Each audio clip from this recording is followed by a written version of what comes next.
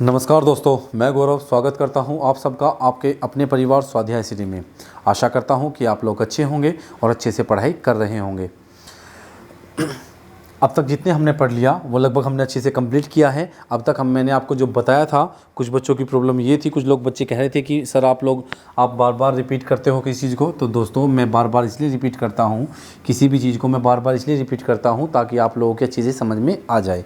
बस मेरा एक ही रीज़न होता है आप लोगों को बार बार रिपीट करने का, कि आप लोगों के अच्छे से समझ में आ सके। नहीं तो इससे मुझे कुछ फ़ायदा नहीं होता, मेरा गला ही दुखता है।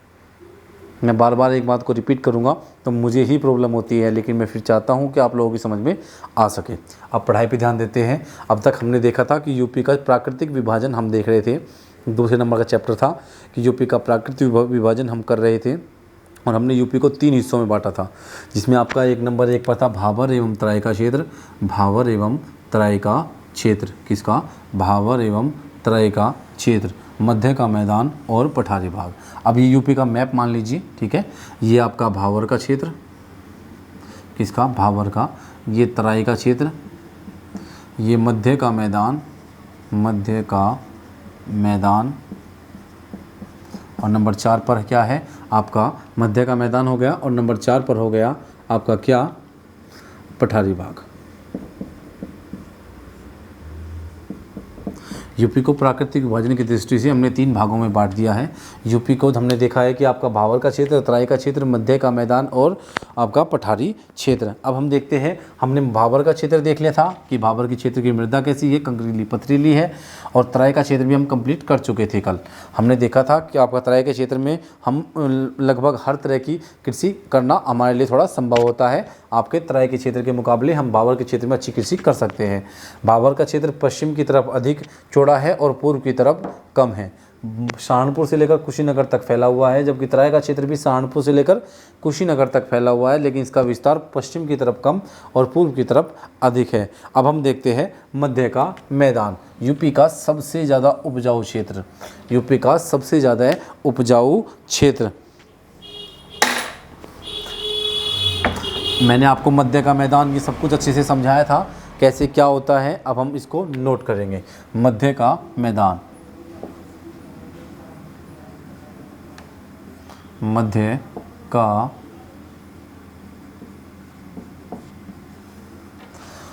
मध्य का मैदान। अब हम देखते हैं, मध्य का मैदान नदियों द्वारा बहाकर लाई गई निक्षेप से, आपके कीचड़ से और आपके किससे? आपके कीचड़ से, आपके बालू से हुआ है। किससे? आपकी बालू से हुआ है। जो नदियों द्वारा बहाकर लाए गए अवशेषों से मैदानी क्षेत्र का निर्माण, जो आपका मैदानी क्षेत्र है, मैदानी क्षेत्र का निर्माण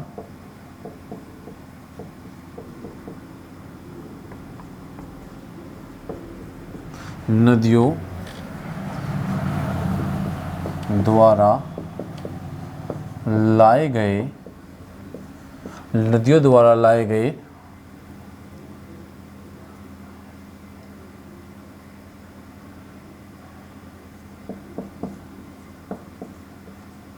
निक्षेप से कीचड़, जो मिट्टी का महीन कण होते हैं, कीचड़ से और अवसाद से।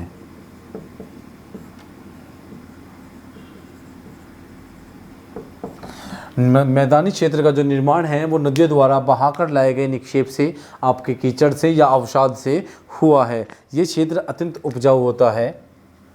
यह क्षेत्र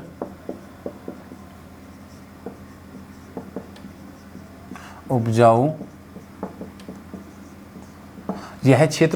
होता है। कैसा होता है? यह क्षेत्र उपजाऊ होता है। इस क्षेत्र की मिट्टी में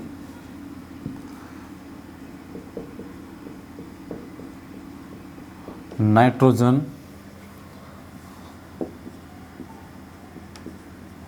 फास्फोरस, चूना, जीवाश्म की अधिकता होती है, अधिकता होती है। भाई जो ये क्षेत्र है इसमें जब नदियों द्वारा जो अवसाद बहा कर लाए जाते हैं उसमें नाइट्रोजन की, फास्फोरस की, चूने की, इन सब की बहुत ज़्यादा अधिकता पाई जाती है। और इसमें जो है हम किसी भी प्रकार की फसल को उगा सकते हैं, हमें किसी प्रकार की फसल को उगाने में कोई दिक्कत नहीं होती।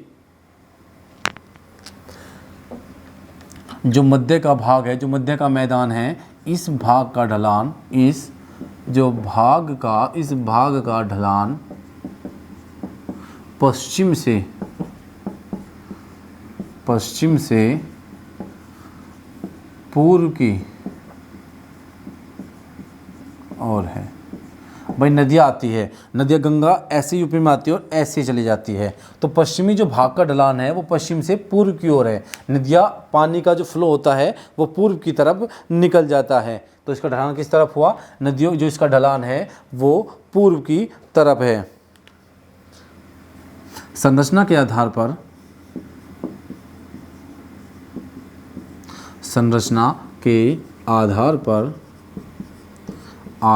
पर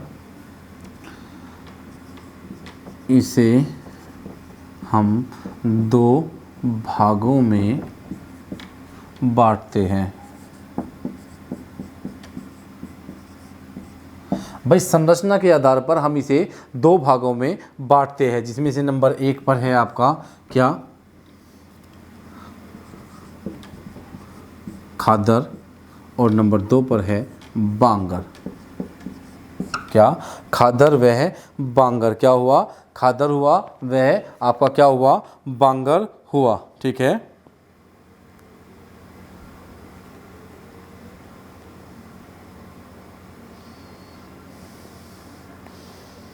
क्या हुआ? खादर व बांगर हुआ। क्या हुआ?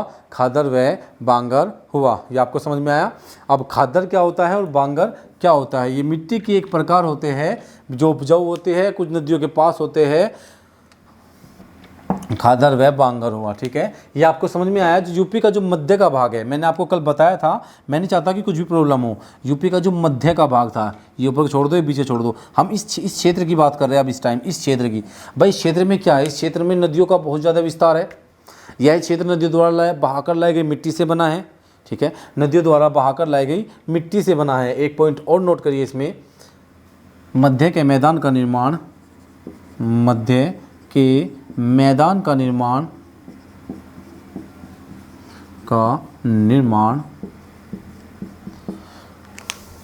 ठीक है, मध्य के मैदान का निर्माण गंगा व यमुना की, गंगा व निर्माण गंगा व यमुना, गंगा व यमुना की सहायक नदियों, गंगा व यमुना तथा इनकी सहायक नदियों से हुआ है।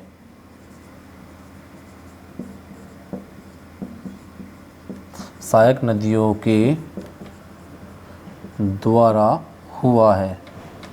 क्या है भाई? मध्य के मैदान का जो निर्माण है गंगा और यमुना व तथा इनकी सहायक नदियों के द्वारा इस क्षेत्र का निर्माण हुआ, इसलिए यह क्षेत्र अत्यंत उपजाऊ है। और इस क्षेत्र में की विशेषता यह है कि इसमें किसी भी प्रकार की कृषि की जा सकती है। इसमें किसी भी प्रकार की कृषि हम कर सकते हैं, कैसी भी हम फसल इसमें उगा सकते हैं। इसमें इसे संरचना के आधार पर दो भागों में बांटा गया है, खादर व बांगर। क्या हुआ? खादर व बांगर। अब हम देखते हैं खादर और बांगर को। आई होप कि आप लोगों ने इसे नोट कर लिया होगा, कि किसी ने नोट नहीं किया तो वो नोट कर सकता है। ठीक है, मैंने टाइम दे दिया है और आप लोग वीडियो को रोक के भी इसको नोट कर सकते हो। मैं अब साइड में रहूँ, अब वीडियो को रोक लो, अब रोक लो और नोट कर लो अगर किसी को प्रॉब्लम हो रही है। ठीक है, अब मैं देखता हूँ, अब हम इससे आगे चलते हैं खादर के लिए। क्या? अब हम देखते हैं खादर और बांगर।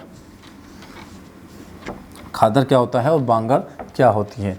कौन सी भूमि खादर होती है और कौन सी भूमि बांगर होती है?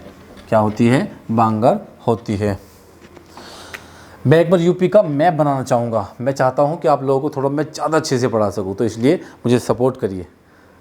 कमियाँ निकालने से अच्छा है कि एक बार खुद में झाँक के देखो। कमियाँ ना निकालो, पढ़ो, मेहनत करो। जितना समझा रहा हूँ तरीके से समझा रहा हूँ, कोशिश कर रहा हूँ। हर बार समझाने की, बार बार एक चीज़ को बोलने की कोशिश कर रहा हूँ, गला मेरा भी दुखता है। आज की गई मेहनत कल की खुशियों की चाबी होती है। अगर आज हम कुछ मेहनत करते हैं तो वो हमारी कल की खुशियों की चाबी होती है। ठीक है, अब देखते हैं हम। तो इसलिए मैं दोबारा यूपी का मैप बना रहा हूँ। अगर किसी को कुछ भी ऑब्जेक्शन है तो वो मुझे कह सकता है, लेकिन अगर आपको थोड़ा सा भी, इतना सा भी ट्रस्ट है कि नहीं यार जी जो कर रहा है सर है, तो थोड़ा सोच के कर रहे होंगे हमारे लिए, क्योंकि आप लोगों के लिए ही बनाया जाता है बार बार। नहीं तो मुझे तो कोई दिक्कत नहीं है कि मुझे अपने लिए मैप नहीं बनाना है। ठीक है, ये आपको पता है सहारनपुर है, यहाँ पे आपका क्या है ललितपुर है, यहाँ पे आपका सोनभद्र है, यहाँ पे महाराजगंज, इधर कुशीनगर, इधर महाराजगंज है, और यहाँ पे आपका शामली है, यहाँ पे क्या है आपका, यहाँ पे आपका है आपका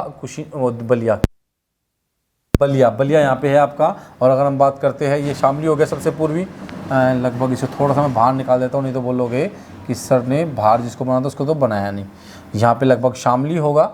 ठीक है, ये यहाँ पे शामली होगा, सहारनपुर होगा, आपका ललितपुर होगा, और इधर आपका ये सोनभद्र होगा, ये कुशीनगर होगा, बलिया होगा। ठीक है, ये आपको मैंने बता दिया था। अब देखते हैं हम, ये भावर का क्षेत्र है क्या, ये यहाँ से ये ऐसे ऐसे ऐसे ऐसे ऐसे ऐसे ऐसे ऐसे, ये भावर का क्षेत्र है, जो कि ये हो गया आपका भावर का क्षेत्र। अब ये है तराई का क्षेत्र,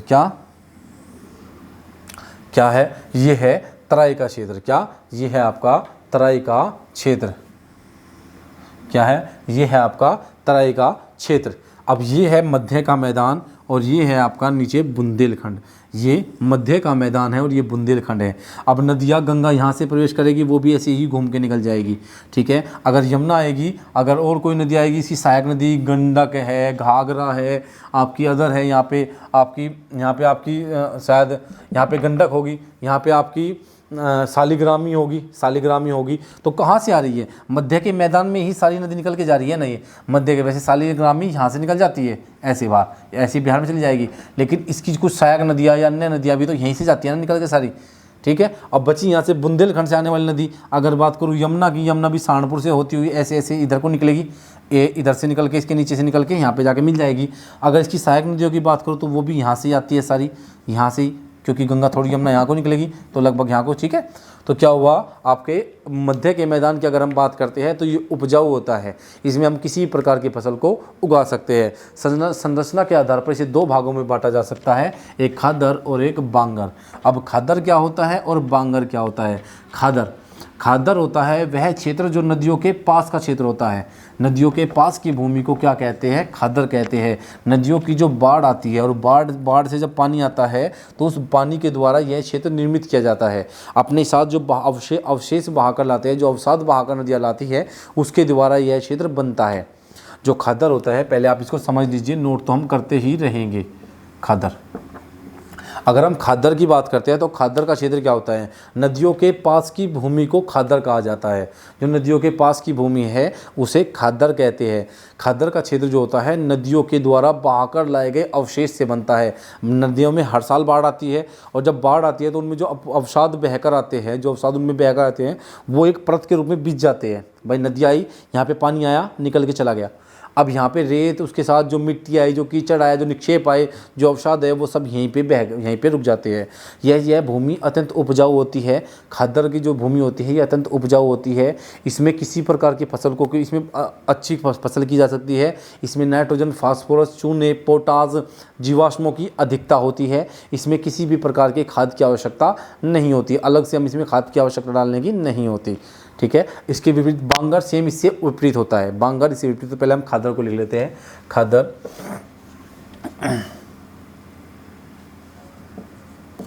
यह क्षेत्र नदियों के पास का होता है।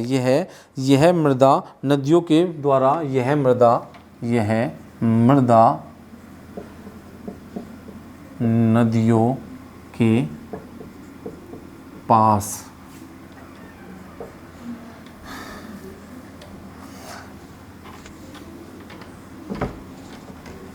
खादर, यह क्षेत्र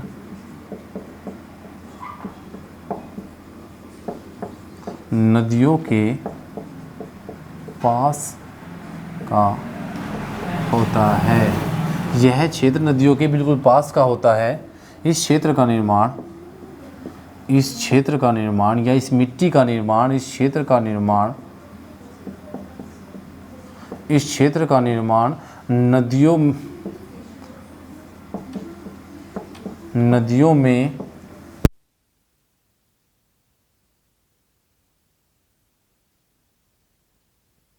इस क्षेत्र खादर, यह क्षेत्र नदियों के पास की भूमि होती है, यह क्षेत्र नदियों के पास का होता है, नदियों द्वारा बहाकर लाए गए अवशेषों से बनता है। इस क्षेत्र का निर्माण नदियों में आने वाली बाढ़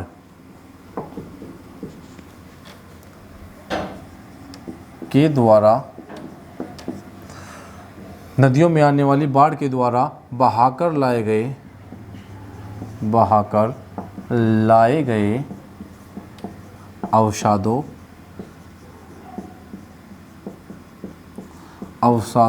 से होता है। इस क्षेत्र का निर्माण नदियों द्वारा बहाकर लाए गए अवसादों से होता है। यह क्षेत्र अत्यंत उपजाऊ होता है, या यह भूमि अत्यंत उपजाऊ होती है, या यह मिट्टी अत्यंत उपजाऊ होती है। यह क्षेत्र अत्यंत उपजाऊ होता है। इसमें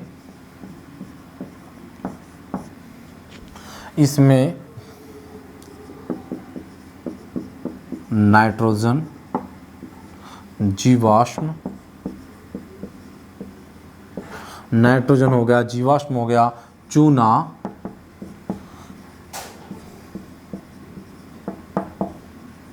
कैल्शियम की अधिकता होती है।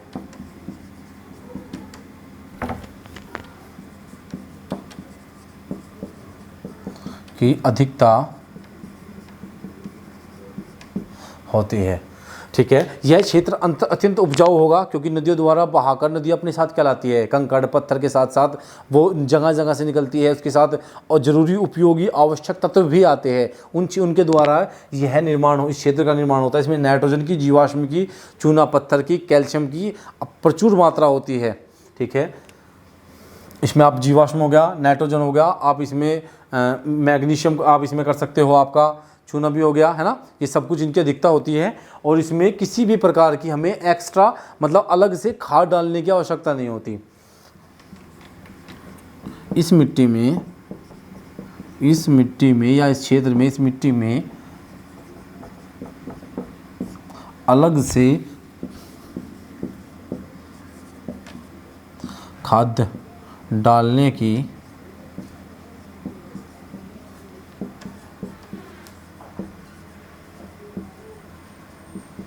आवश्यकता नहीं होती। पर जब इसमें कोई खाद डालने की आवश्यकता नहीं होती, उपजाऊ होती है, तो हम इसमें फसल अच्छे से उगा सकते हैं। वो लिखने की मुझे आवश्यकता नहीं है कि मैं यहाँ पे एक लाइन और बढ़ा के लिख दूँ कि इसमें हर तरह की फसल की जा सकती है। बस याद रखना है कि ये क्षेत्र अत्यंत उपजाऊ होता है, मैदानी क्षेत्र है और वैसे भी यूपी का मध्य का क्षेत्र है, उसमें भी खादर हुआ जो नदियों के पास की भूमि होती है और यह क्षेत्र अत्यंत उपजाऊ है। तो उपजाऊ होने के कारण इसमें किसी भी प्रकार की फसल की जा सकती है। फिर बोलोगे कि सर ने लिखा नहीं होगा या सर लिखना नहीं चाहते, तो मैं लिख देता हूँ। इस क्षेत्र में किसी भी प्रकार की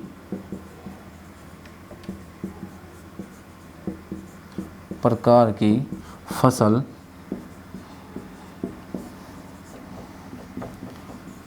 उगाई जा सकती है। अब ये मत कह देना सर हम तो चाय उगाएंगे।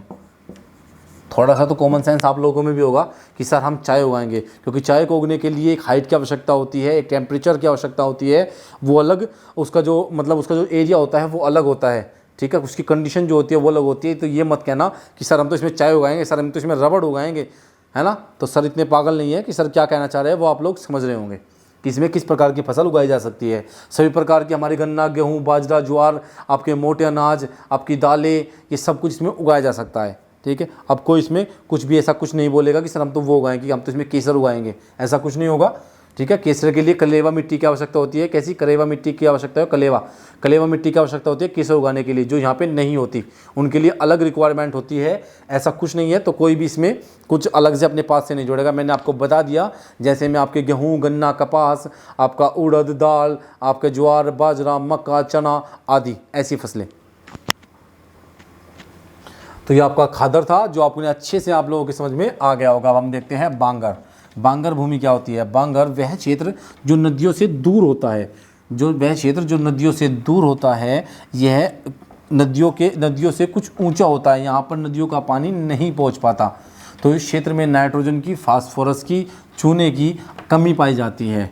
यह क्षेत्र इस क्षेत्र के मुकाबले, खादर के मुकाबले कम उपजाऊ होता है, और इसमें हम खाद का उपयोग करके इसे उपजाऊ बना सकते हैं।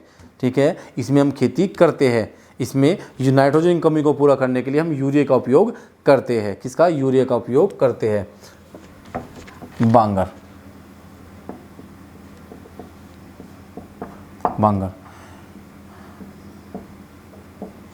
यह क्षेत्र नदियों से दूर होता है। एक बात मैं लिखनी भूल गया, उसे जो खादर होता है, खादर को नवीन जलोढ़ कहा जाता है। क्या? नोट कर लीजिएगा कि खादर को नवीन जलोढ़ कहा जाता है। यह क्षेत्र नदियों से दूर होता है तथा नदियों के पानी से या नदियों से ऊंचा होता है। नदियों से ऊंचा होने के कारण नदियों का पानी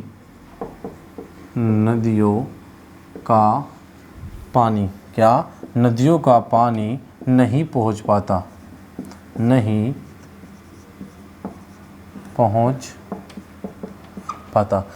इस क्षेत्र में नदियों का पानी नहीं पहुंच पाता। इसे पुरानी जलोढ़ के नाम से जाना जाता है। किससे? इसे पुरानी जलोढ़ कहा जाता है। ठीक है, नदियों का पानी नहीं पहुंच पाता तथा इसी कारण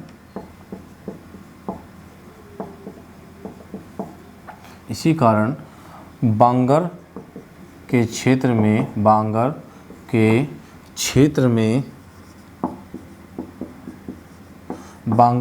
में नाइट्रोजन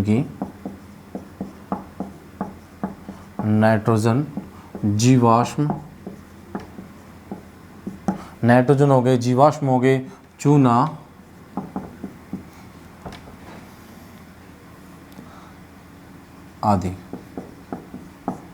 आदि की कमी होती है। अब आपसे पूरी डेफिनेशन से वो पेपर में पूछेगा नहीं कि आपको पूरी डेफिनेशन लिखनी है।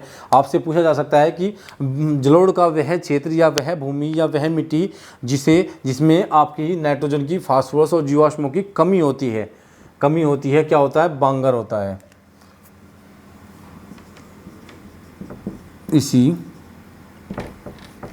ठीक है, यह क्षेत्र खादर के मुकाबले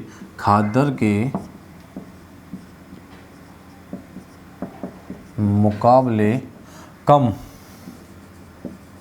उपजाऊ होता है।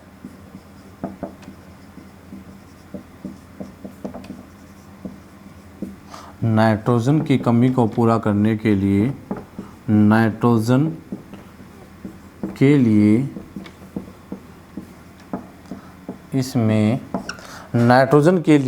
इसमें हम यूरिया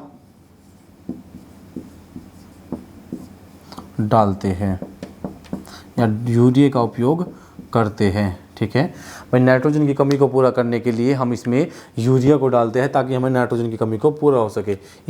इस भूमि को या इस मिट्टी को, इस क्षेत्र को या इस मिट्टी को पुरानी जलोढ़,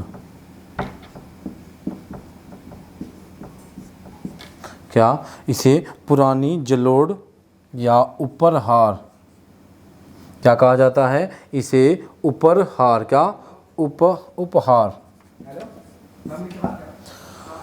उपहार या फिर इसे मटियार मटियार दोमट मिट्टी कहा जाता है। मटियार दोमट मिट्टी कहा जाता है। समझ में आया? इसमें चूने की, फास्फोरस की, जीवाश्मों की कमी होती है। इसी कारण इसे इसमें यह कम उपजाऊ होती है। इसमें नाइट्रोजन की कमी को पूरा करने के लिए हम इसमें यूरिया डालते हैं और इसमें इसे पुरानी उपरहार मिट्टी या इसे पुरानी खादर उपरहार मटियार दोमट मिट्टी के नाम से इसे जाना जाता है। क्या जाना जाता है? यह आपको अच्छे से समझ में आया होगा। अब हम देखते हैं पठारी भाग। क्या? पठारी भाग, यूपी का पठारी भाग। अब तक हमने मैदानी क्षेत्र देख लिया, जिसे संरचना की दृष्टि से खादर और बांगर दो भागों में बांटा जाता है। एक नदी, खादर नदियों के पास का, और बांगर नदियों से दूर की भूमि, नदियों से दूर की भूमि। और ये जो आपका मैदानी भाग है, यूपी का सबसे उपजाऊ भाग है, सबसे उपजाऊ भाग है पठारी क्षेत्र। नंबर 3 पर था पठारी क्षेत्र। यह क्षेत्र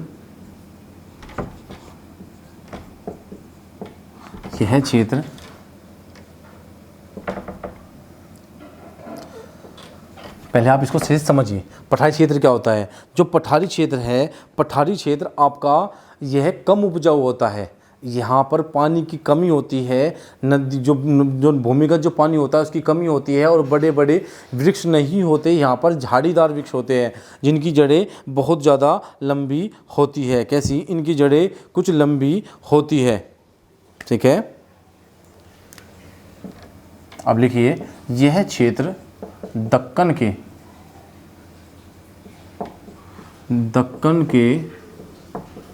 पठार का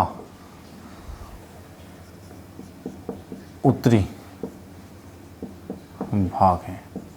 यह क्षेत्र दक्कन के पठार का ऊपरी भाग है, जो प्राचीन नीस चट्टानों से मिलकर बना है। किससे? प्राचीन नीस चट्टानों से बना है। नीस, न ईस है, नीस चट्टानों से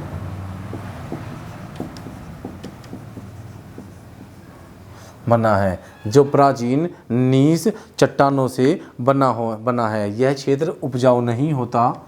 यह क्षेत्र कम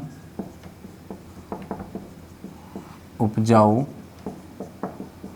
होता है।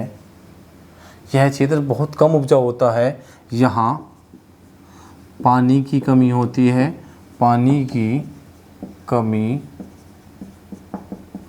होती है। क्षेत्र कौन सा है? ये क्षेत्र है आपका झांसी जालौन।